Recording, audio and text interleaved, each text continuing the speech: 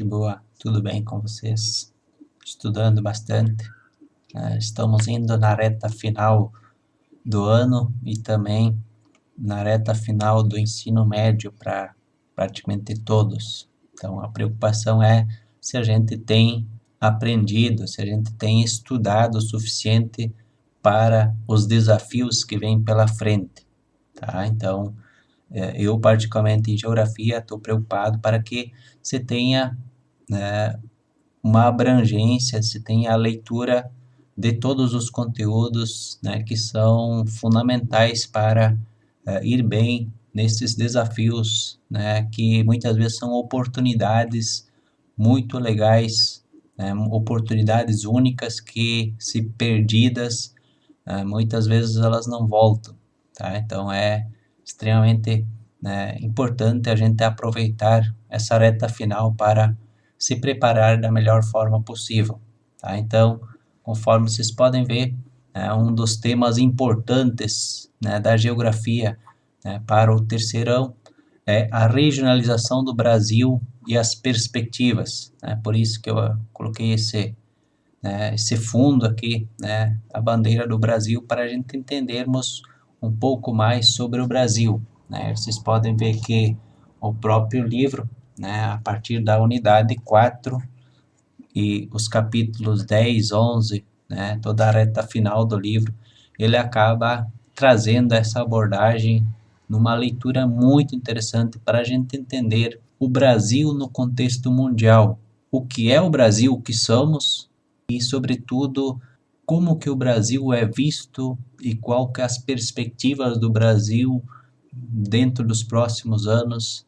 Qual que é a leitura, né, sobre isso, né, que é importante a gente ter, pensarmos numa leitura de globalização, o Brasil inserido nesse contexto, né, uma ordem, qual que é a ordem mundial e o papel do Brasil nesse contexto. E para começar, algumas reflexões bem interessantes que precisam ser levadas em consideração, né, sobre a nossa identidade como país. Cada um de vocês, alguns questionamentos extremamente interessantes antes de entrarmos no conteúdo em si. Eu, particularmente, tenho orgulho do meu país ou eu tenho vergonha do meu país? Eu gosto do meu país ou eu não gosto do meu país? Outras questões, tá? São inúmeros temas que acabam, inúmeras respostas que a gente poderia estar ouvindo nesse momento de cada um, né, sobre justificativas por que gostar, por que não gostar, enfim, respostas as mais amplas. Como você vê o Brasil? Que títulos você atribui ao país? Como você vê o país? País do futebol, país do carnaval, país das múltiplas culturas, um país do conhecimento, país do futuro, um país da educação, um país da ética, um país de oportunidade para todos, país da corrupção, país do jeitinho, país... Quantos títulos, quais títulos eu atribuo ao meu país? Outra questão. O que precisamos para avançar, para dar certo? O que o Brasil precisa para dar certo? Nós conhecemos todo o contexto histórico, né? Pouco mais de 500 anos de história, né? Independência bem menos ainda. País recente, né? Com erros e acertos, enfim, é a nossa história. O que precisamos para avançar no caminho certo? O que precisamos para dar certo? Outra questão. O que o Brasil precisa para avançar? E o mais importante, olha, a questão mais importante. O que eu preciso fazer? O que eu posso fazer para ajudar que o país dê certo, o que cada um precisa fazer para termos um país que todos possam ter orgulho, que todos possam ter oportunidades, que aqui no país, né, se tenha essa oportunidade de viver, de ser feliz, né, conforme o hino, conforme todas as expressões de símbolos do país acabam trazendo para nós. Então, como a gente pode fazer a correção dos erros, né? Como que a gente pode contribuir e o mais importante, como eu estou me preparando para isso. Meu ponto de vista particular, a educação é uma das melhores ferramentas para ajudar a melhorar, colocar o país no caminho certo. Se pela educação se não se consegue isso, muito difícil por outro meio, tá? Então é bem importante. Então, como eu estou me preparando, se cada um se preparar da melhor forma, com certeza o país vai estar bem. Se cada um fizer a sua parte, com certeza nós vamos ter um país cada vez melhor e não o contrário. Tá? Então, algumas reflexões então para iniciar o entendimento, o estudo do país, a regionalização do Brasil e as perspectivas. Então, vamos ver algumas das questões que estão sendo, né, aplicadas ao Brasil e algumas mudanças em relação àquilo que o Brasil é. Então, o Brasil, ele hoje é considerado um país emergente ou subdesenvolvido. Tá? Então, qual que é a classificação? O que é um país emergente? O que é um país subdesenvolvido? E o que é um país desenvolvido? Tá? Então, dentro dessa regionalização, né, o Brasil não pode ser considerado um país desenvolvido por vários aspectos, sobretudo os aspectos, né, sociais, e o subdesenvolvido, né, o Brasil tem uma característica importante de desenvolvido, e por isso que ele faz parte de um novo grupo, né, de países emergentes. Né? Então, um grupo em que um fator muito importante, né, que é a questão da geração da riqueza, que é o PIB. País que tem um PIB de primeiro mundo, ou seja, muitos países de primeiro mundo não têm um PIB igual ao do Brasil. O Brasil faz parte das 10 maiores economias mundiais. Dentro desse contexto é importante saber, né, que o Brasil, né, é um país emergente, é um país ainda considerado subdesenvolvido, né, dentro dessas novas classificações. São considerados emergentes aqueles países subdesenvolvidos que apresentam quadros de crescimento econômico prósperos, um dinâmico parque industrial, uma boa capacitação de exportações e certo dinamismo econômico. Os exemplos: a China, o México, a Índia, Singapura, a Coreia do Sul, a Argentina, a Turquia, a Indonésia, Taiwan e o Brasil, né, também. Outra leitura importante que a gente precisa ver conjunturas, né, dos últimos anos dentro dessas classificações. Nós, por longos períodos, né, sobretudo da parte econômica, nós tínhamos o G7, a cúpula dos países que periodicamente se reuniam, ainda se reúnem, para fazer as definições comerciais, as definições mais importantes para o mundo todo. Tá? E essa cúpula do G7, ela vigorou, né, por longos períodos como uma instituição soberana. Parecia que tudo estava definido e era definido pelo G7. Então, era composto, então, a Alemanha, Reino Unido, a França, Canadá, Estados Unidos, a Itália e o Japão.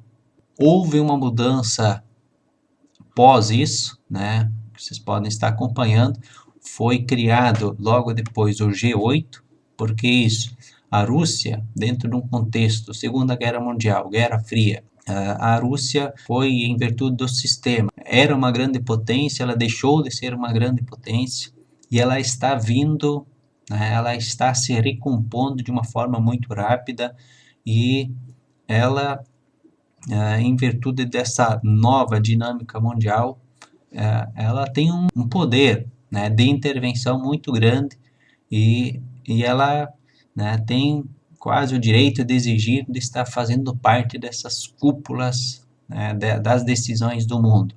E aí, a partir desse desconforto gerado, né, foi criado o G8, mas o G7 continua, né, com seus encontros, mas foi criado então essa nova conjuntura do G8 para encontros periódicos para grandes definições, né, sobre o mundo econômico, comercial, sobretudo.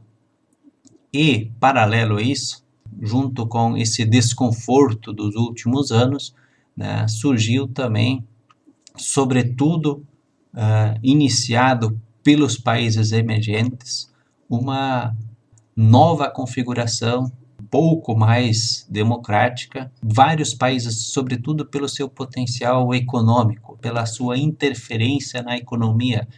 Então, vários países lideraram por alguns períodos, então, essa nova ordem, sobretudo falando em G20, onde todos os países do G7, todos os países, mais a Rússia do G8, e mais os países não desenvolvidos, os países emergentes, tem alguns desenvolvidos junto, então conforme estão linkados aqui, então esses países do G20, então, começaram então a se organizar, criou uma importância muito grande o G20 nos últimos anos. O Brasil, sobretudo a China, que acabou, né, que tem a segunda maior economia mundial, o mundo acabou dando uma grande importância para essa dinâmica. Sobretudo, a gente pode ver que dentro desse contexto foi criada essa nova configuração do G20, foi criado o BRICS, né, que é alguns países emergentes se reuniram e eles praticamente criaram esse desconforto no G7, no G8 e praticamente eles viram o G7, o G8, eles viram esses países tradicionalmente, né, que se reuniam para os acordos, todas as decisões importantes, eles viram de que o BRICS tinha um potencial muito grande. Os países, justamente pelo seu potencial econômico, a longo prazo, inclusive, eles poderiam superar em questão econômica os países do G7. Então, se fez essa abertura, essa democratização de mais países ter acesso às decisões, às reuniões e os acordos importantes. Mas é importante ver que a gente tem organizado pela ONU, também a partir desse debate, outras organizações, né, que todos os países, ou grande parte dos países, acabam participando, né, que é o ideal, né, não alguns grupos, né, alguns países se reunir e fazer as definições importantes, as regras praticamente para o mundo comercial seguir. Então é importante ver que essa é uma conjuntura e o Brasil, dentro desse contexto, né, ele em alguns momentos ele estava puxando por longos períodos também toda essa nova configuração do mundo, essa democratização, né, essa superação que o Brasil, que o mundo, é um mundo, né, de alguns. Aqui fica bem estabelecido, fica bem claro isso, né? E essa falta de democracia no mundo, né, essa lógica, né, que não deveria ser assim, a gente pode ver que está se melhorando e o Brasil tinha um papel significativo nessa reestruturação de muitos fatores que o mundo está vivendo. Tá? Então é importante a gente analisar isso, né, as mudanças que houve, os diferentes governos que compõem, que trabalham muitas vezes essas que são a favor, que são contra essas lógicas, e é importante a gente também entender isso. Então aqui nós temos também em 2017, então por exemplo aqui em 2017, no segundo trimestre, o Canadá, então teve toda essa participação, né? Estados Unidos, Alemanha, Japão.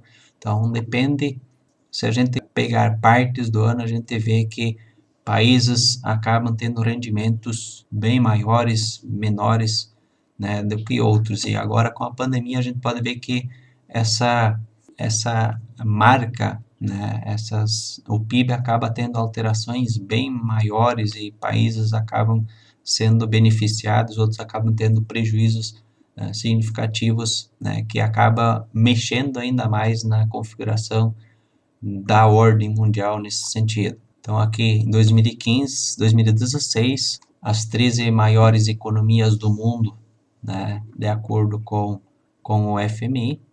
Então, Estados Unidos, em primeiro lugar, a China em segundo lugar, terceiro lugar o Japão, quarto lugar a Alemanha, quinto lugar Reino Unido, sexto lugar a França, sétimo lugar a Índia, oitavo Itália e nono o Brasil, né? E depois de 2016 é difícil localizar dados, mas tem algumas informações, vocês podem pesquisar também, que o Brasil, alguns dizem que decaiu, né? Tem várias fontes que foi para 12º, 14º, 30º, tem várias fontes que trazem informações que o Brasil, né, fugiu, inclusive, das 10 maiores economias, mas tem outras fontes que dizem que permanece nessa lista das 10 maiores economias. Então, importante observar e ver fontes com interesses, sem interesses, então, né, que estão divulgando esses dados.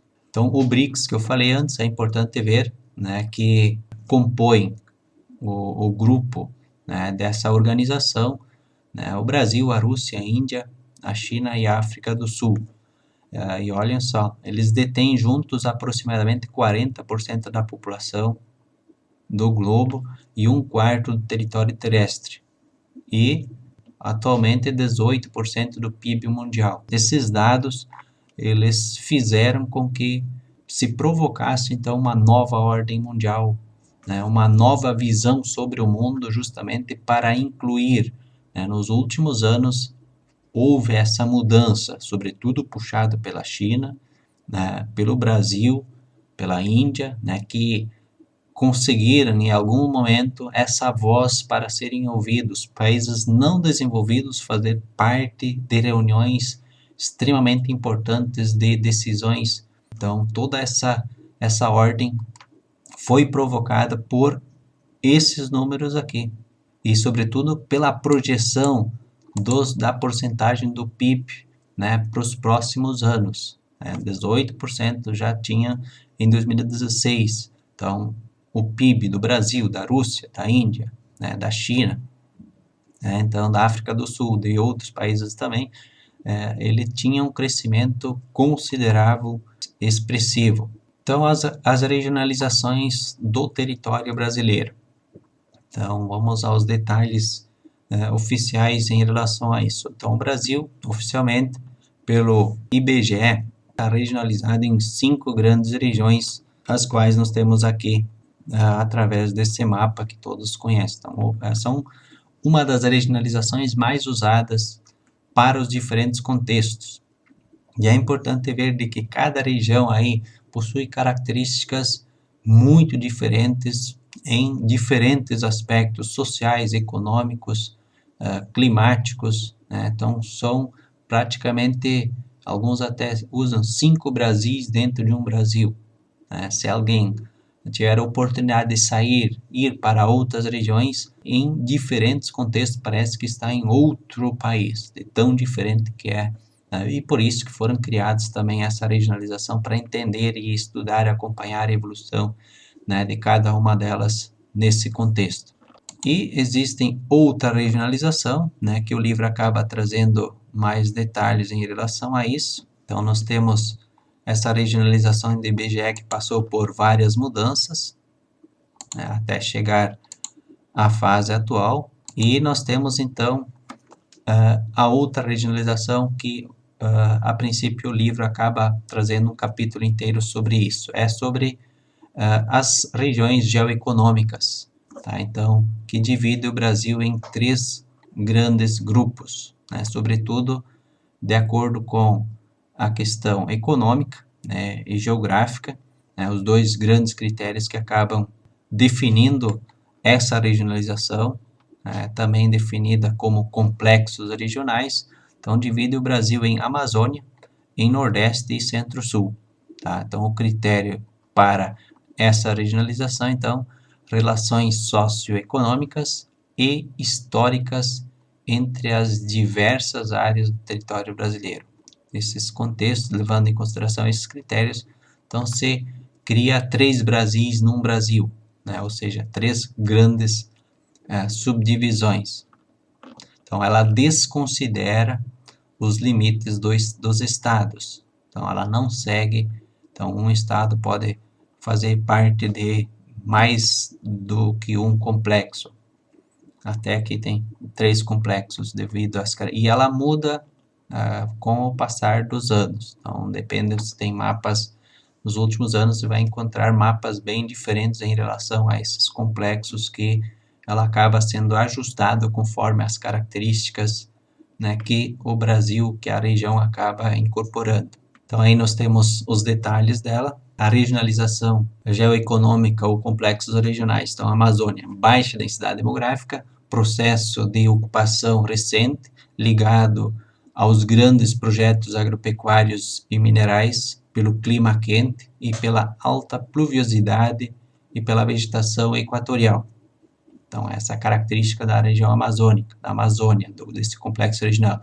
Então, no Nordeste, então, estagnação econômica pela repulsão da população e pela disseminação da pobreza, expressa em altos índices de mortalidade infantil, subnutrição e analfabetismo. Então, essa é a identidade desse complexo original.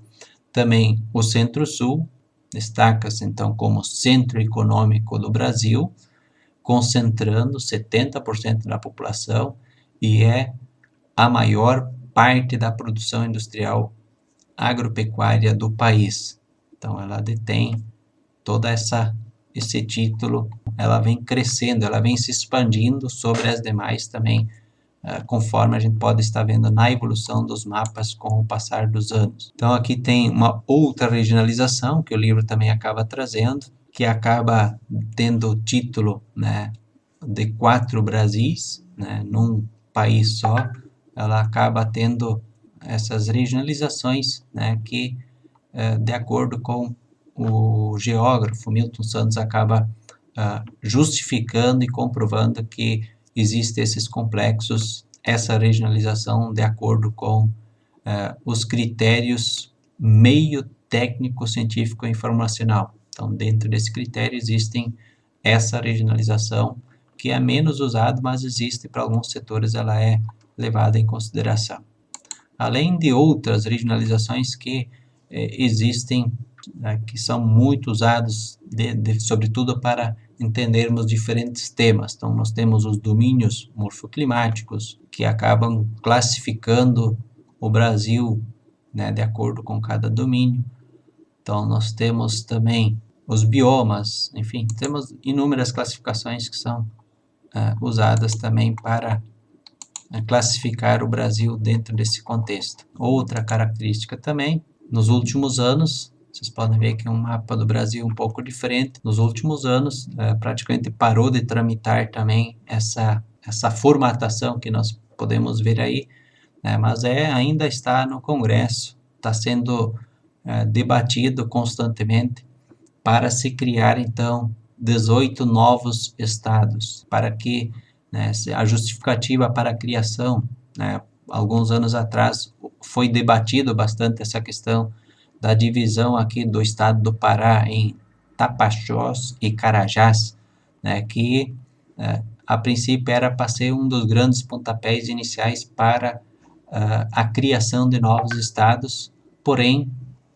acabou não dando certo, porque no plebiscito, na consulta popular, as pessoas acabaram reprovando criar mais estados, sobretudo pela conjuntura política que está muito caro, todos sabem disso, e criar mais estados com certeza ia demandar muito mais recursos só para manter a estrutura a estrutura do Estado. Então, foi rejeitado, mas está ainda, muitas vezes a gente vê esses mapas rodando e muitas vezes é importante saber do que se trata. Então, existe um projeto sendo estudado e analisado que leva em consideração assim que algumas regiões, né, estão totalmente desassistidas pelos governos estaduais, né, justamente porque tudo é longe.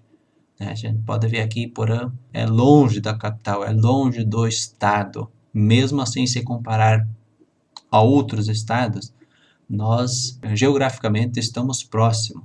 Né? Se a gente pegar aqui o estado de Santa Catarina, tem alguns estados que ele cabe 4, 5 vezes dentro, né, de um estado. Então, eles são muito maiores e tudo fica muito mais distante. Então, essa é a justificativa para ver, inclusive, a justificativa é que os Estados Unidos está mais dividido, enfim, outros países do mundo estão divididos e funcionam a princípio um pouco melhores.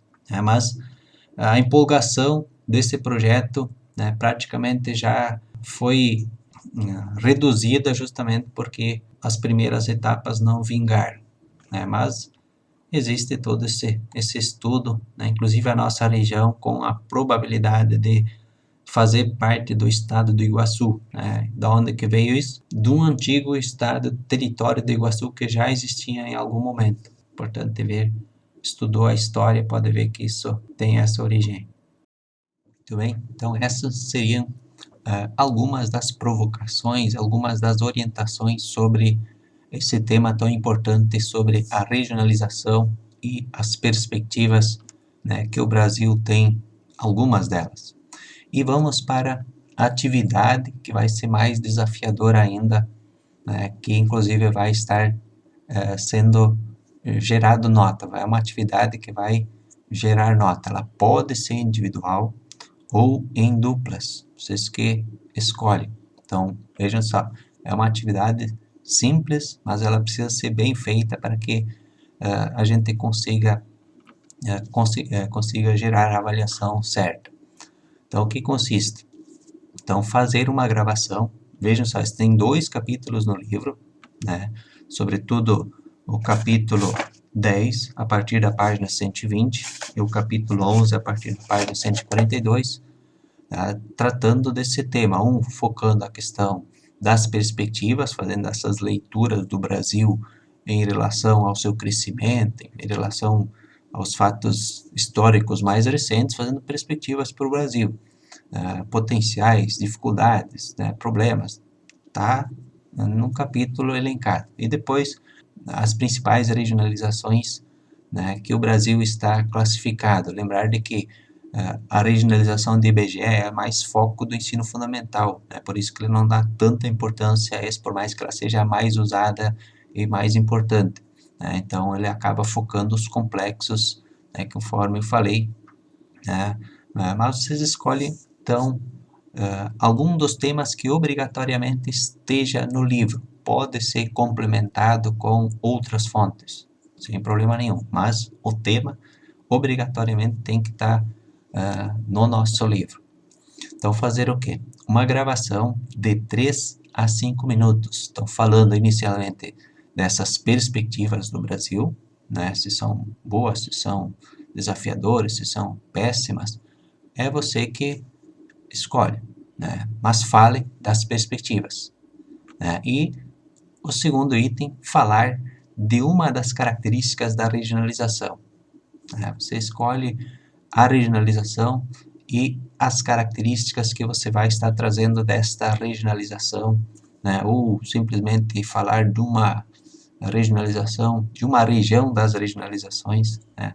Você vai estar vendo, analisando e faz essa gravação. É importante que você estude, olhe esse tema, escolhe algo importante, algo legal para conseguir fazer essa produção sua. Veja só, não há necessidade de edição, tá? Você pega o seu celular, use na horizontal, né? Primeiro, lógico, você escreve, né? Você prepara e você grava essa sua organização de uma forma que fique legal, mas sem necessidade de de editar, mas pode também, tá? Mas não tem, eu vou estar avaliando o conteúdo, né? E depois eu vou estar replicando para todos poderem assistir, né? Para que enriquece, para que o conteúdo fica mais rico ainda, né? A gente pode ver que todas as vezes que a gente compartilha as informações de todos, os trabalhos, né, assistir esses trabalhos, né, fica uma riqueza, né, senão fica muitas vezes só aquela visão do professor, aquela visão, né, do próprio livro didático, que muitas vezes é direcionada. Quando os alunos conseguem, ainda mais nesses temas, sobretudo de perspectivas, fica uma questão bem dinâmica, né, sem nenhuma interferência, ou seja, sem nenhuma orientação, ou conforme muitas vezes estão dizendo, sem nenhum direcionamento, né? Então enriquece bastante. Então caprichem, estudem, leem, é bastante informações, selecione aquilo que é importante e capriche nessa atividade. Quanto mais você caprichar, mais melhor será a atividade e também a nota, com certeza. Então por hoje é isso, tudo de bom, até mais.